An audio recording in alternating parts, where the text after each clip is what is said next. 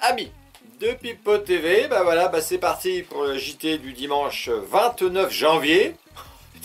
Déjà un mois. Allez, ça fait un mois. Alors, là juste, avant de commencer le JT, c'est vrai que je voulais juste revenir là sur les 20 ans. Je sais pas si vous avez vu les 20 ans de Caméra Café, hein, qui sont passés à la télé, là, 20 ans après, ils ont refait un petit truc. Et là, j'ai vu qu'ils s'étaient fait démonter sur les réseaux sociaux. Alors, je comprends pas, c'était... J'ai vu qu'il s'était fait démonter avant que l'émission passe. Alors ça, j'ai pas compris. Mais sûrement, il y a quelqu'un qui l'a vu. Je sais pas comment ça s'est passé.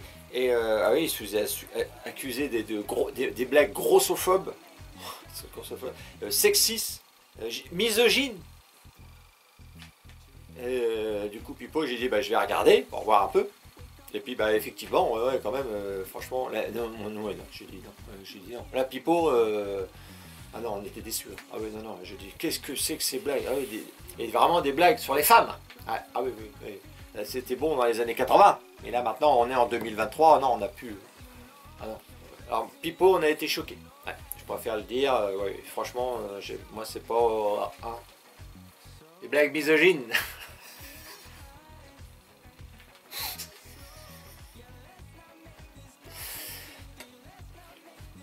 Voilà. C'est tout ce que je voulais dire. Allez, c'est parti pour ce JT. Alors c'est un JT un peu... J'ai trouvé que des trucs qui m'ont énervé. Alors je vais être grognon. Et là c'est un JT où je suis grognon. Alors là je voulais faire un point sur la 9e vague Covid. Hein, ouais, ça fait à peu près 2 mois. Hein. Je pense qu'elle est terminée. Je sais pas. Parce que je sais pas pour ceux qui se souviennent. Mais au mois de décembre, début décembre, on n'entendait que ça. Hein. Ah bah oui. Moi j'étais comme ça. Hein. Oui, il a reparlé du vaccin, peut-être pas sanitaire, tout ça, le masque. Ah oui, je me rappelle bien. Tous les cinglés étaient de sortie. Un peu comme les putes un vendredi soir près d'une gare. C'est exactement pareil. Et alors par contre, un petit coup de gueule quand même, c'est là c'est pour tous les Covidés, là, tous les fans de Pfizer et Moderna. Ouais, il y a un fan club. J'aimerais bien c'est pouvoir retourner faire votre 6e, 7e ou 8e dose, j'en ai rien à foutre, je sais pas combien. non, mais il va falloir y aller parce que vous nous avez fait chier pendant 2 ans avec vos conneries de vaccins. Maintenant il va falloir y retourner à la pigouze. Parce que apparemment les chiffres, non, les gens, la soupe là... la trouve plus très bonne. Hein, mes cochons. Donc, il faut y retourner, d'accord? Alors, dans ce mois de décembre, là, il y a le petit salopard du mois. Hein, donc je vais faire écouter, c'est le docteur Marty. Écoutez ce qu'il nous disait. A laissé croire que la maladie avait disparu. Moi, j'ai envie de vous dire, juste le virus se fout éperdument des modes ou des fatigues de chacun, ou de la lassitude de chacun, il circule. Ah, vous avez vu, hein, le virus, il se fout des modes, il circule. Il était en train de nous foutre la petzouille, hein, ça c'est sûr. C'est le Gargamel des Schtroumpfs, lui. Hein. C'est sûr. Et puis, quelques jours avant Noël, je l'ai écouté, il était au Grande Gueule, ce coin. Ah oui, il était au Grande Gueule. Et là, il était en train de nous expliquer qu'il allait organiser une grève des médecins entre Noël et Jour de l'An. Écoutez-le. Il y aura des médecins quand même pour nous soigner si cette 9e vague est plus forte que prévu? On est des gens responsables, donc on obéira aux réquisitions des ARS. Mais il est probable qu'on va se diriger vers un mouvement plus dur que celui qui était aujourd'hui. Et qui se déroulera sans doute pendant les fêtes et pendant la première semaine de janvier. Donc il y aura moins de médecins disponibles mais au moment où on va arriver au pic de cette 9e vague. Olivier Truchot, alors vous avez entendu, hein, au moment du pic de la 9e vague, même le journaliste, il était un petit peu... il se disait, merde, qu'est-ce qu'il fait là? Donc là... le mec il te fait peur pendant le mois de décembre, il a dit qu'il faut te faire picouser puis mettre des masques, et puis lui il organise une grève, une magnifique grève des médecins entre Noël et Jour de l'An. On peut pas faire mieux au moment de... Alors le docteur Marty, bon lui il soigne juste des hémorroïdes, hein, c'est un docteur, hein, c'est pas non plus... tu vois, t'as le professeur Raoult qui est là, et puis t'as Marty, lui il est là. Tu vois l'échelle, même lui il est plutôt là, au niveau de la cuvette des chiottes. D'ailleurs, moi, c'est vrai que moi, quand je vais aux toilettes, alors quand je vais vraiment pour lâcher le paquet, hein, le truc comme ça, et quand je tire la chasse d'eau, et ben des fois, il y a une boulette qui revient. Là, des fois, elle est revenue elle. Ouais. Et des fois, je dis, ma femme, chérie, viens voir, regarde, viens voir.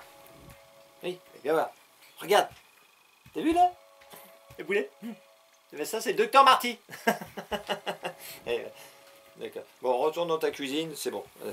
Voilà, bon, allez, on va pas faire 2 heures sur la vague, la 9e vague, mais je pense qu'elle a été quand même assez furtive. C'était pas... peut-être décevant, même, pour ça.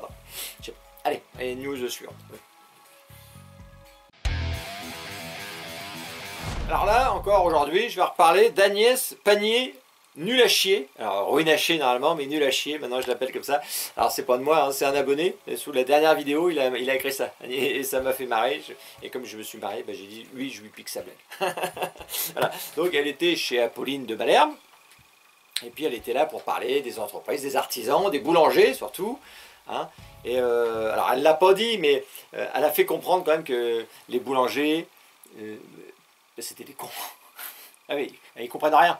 Ils comprennent rien. Ah oui, parce que là, il y a 80% des boulangers ou des artisans qui n'ont pas été sur leur espace personnel, sur le site du gouvernement, pour cocher la petite case. Je suis entrepreneur, machin, pour toucher des petits cailloux, des petites pépettes. Ils l'ont pas fait. Alors elle a dit, mais ce que je voulais que je vous dise, il faut cocher la petite case, tout ça. Bah, oui, s'ils veulent de l'argent, ils se plaignent que c'est trop cher l'électricité. Eux, ils veulent leur donner du pognon, il faut pas. Alors, vous allez voir, je vous ai fait un petit montage. C'est une petite vidéo sur une interview où elle parle vraiment de la petite case. Elle vous le met dans le crâne. Il faut que ça rentre. Voilà. Allez, vas-y Agnès, nul à chier.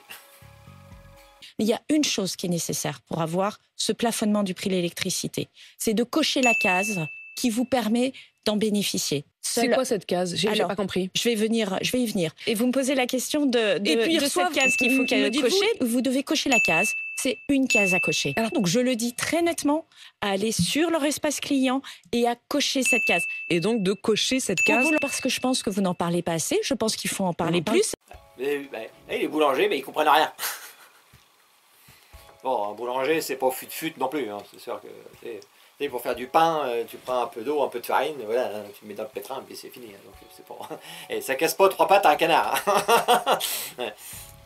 Bon, c'est vrai qu'ils ont un peu l'impression de se faire arnaquer quand même. C'est une impression. Bon. C'est vrai que le coût de l'électricité, ils ont fait voir, hein, le coût de production, c'est environ 50 €. Les fournisseurs, eux, ils veulent leur vendre 700-800 balles.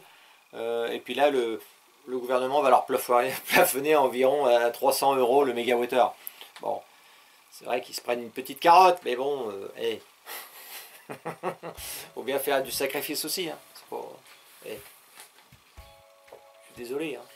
Bon, puis de toute façon, comme ils comprennent rien, ils veulent même pas de la réduction. Voilà, bon allez, on va pas faire 3 heures non plus là-dessus. Allez, changement de sujet. Allez, un autre sujet mieux encore. Alors, là, c'est une petite info que j'ai vu, que ça m'a fait marrer. C'est Macron. Hein, il y a eu un... je sais pas quoi. Et Macron, il a parlé. Voilà, il a parlé, il parle beaucoup. Et là, il a offert donc les billets de train gratuits franco-allemands pour les jeunes. Ouais. Alors, c'est pas vous, les jeunes... non. Alors, c'est pour la réconciliation. Alors, je savais pas qu'il y avait encore besoin d'une réconciliation, mais bon, entre Paris et Berlin. Je trouve que ça rappelle quand même des mauvais souvenirs. Hein. Des trains gratuits entre la France et l'Allemagne. Dry Eye. 90 grammes butter. Peut-être plus trop autre chose. Je trouve. Alors c'est vrai qu'en mois de décembre, il avait fait des préservatifs gratuits pour les 18-25. Alors au mois de janvier, le train gratuit. Bon, mois de février, ça va être les putes, hein. J'imagine, il n'y a que ça. Qu'est-ce que tu veux faire? C'est le combo, hein. C'est ça. Alors bon, ouais, ils vont aller voir des putes allemandes, je sais pas si c'est ça bouffe de la choucroute, tout ça. À mon avis, ils auraient préféré avoir des trains gratuits pour aller à Ibiza. Allez, les putes là-bas, c'est quand même mieux. C'est huilé, tout ça, c'est quand même mieux. Ah oui, c'est bronzé, c'est... Hein? Oui, moi aussi je préfère. Voilà. Bon allez, autre chose. Terminé. Non, Alors là, on se retrouve avec le petit salopard du mois de janvier, hein, c'est Michel Onfray. Et là, il a fait une petite interview où il fait son mea culpa par rapport à la crise du Covid. Ouais, oui. Alors c'est vrai qu'il a dit pas mal de merde au sujet de la soupe, tout ça. Écoutez-le, son petit mea culpa. Écoutez. Je ne l'ai pas fait pour moi, je l'ai fait pour autrui. Parce qu'à l'époque, on nous disait, un, ça vous protège, et deux, ça protège les autres. Mais en fait, non. Ben non. Non, je crois que tout le monde avait tort. Tout le monde a dit des sottises, et moi le premier. Alors, tout le monde avait tort, tout le monde a dit des sottises. Bah, non, mon cochon, dis. Toi, t'as dit des saloperies, et maintenant, il va falloir que t'assumes, espèce de porc, mais nous mets pas dans le truc, hein. Alors d'ailleurs, si tu fais ton mea culpa, va jusqu'au bout, puis tu dis, bah, les complotistes avaient raison, mais non, tout le monde disait pas des sottises. Toi, t'as dit des sottises. Même des âneries, même des saloperies. Ah bah oui, parce que écoutez-le, alors je vais vous mettre extrait, hein. Écoutez-le ce qu'il disait au sujet du pass sanitaire. Vous allez voir que, ouais, c'est violent. L'idée d'avoir un passeport sanitaire, je trouve étonnant qu'un certain nombre de gens, ceux qui sont souvent très répressifs et contre la racaille, etc., se comportent comme des racailles, en disant pas de masque, je change la Philippot, ou à des gens comme ça, qui ont activé d'ailleurs une campagne contre moi sur le net quand j'ai fait savoir effectivement que j'étais pour le pass sanitaire, en disant mais vous avez bien sûr le droit de contaminer les gens, il n'y a aucun problème, vous pouvez aussi quand vous avez le sida avoir des rapports sexuels avec des gens non protégés, c'est un droit, allez-y, et estimer que effectivement vous avez une jeune fille qui vous plaît, vous avez le droit de la violer, mais cette façon de concevoir que le droit de nuire est un droit me sidère. Ben voilà, et comparer le pass sanitaire au sida, cette trouille. Ah oui, non, donc, non, on n'oublie pas, et ton mea culpa, on se le fout dans le fion, et on va te le mettre dans le fion aussi d'ailleurs. Non, on n'oublie pas de pardon. Ah oui, bah, un par un, ça commence à baisser un peu le pantalon, retourner la veste, au fur et à mesure, hein, on voit. Bon, ben voilà, allez, on va terminer, allez, je vais terminer par une petite vidéo, j'ai vu ça m'a fait marrer.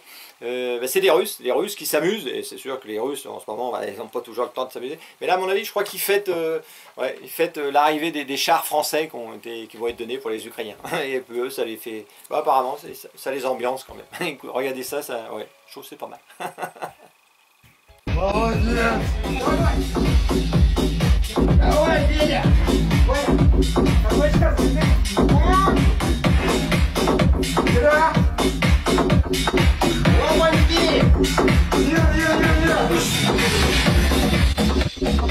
Ils savent s'amuser, hein. On sait s'amuser en Russie. Hein.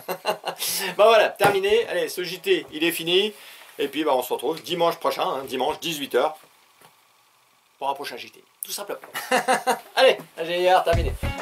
Ouais, j'ai eu un peu de mal aujourd'hui. J'étais pas...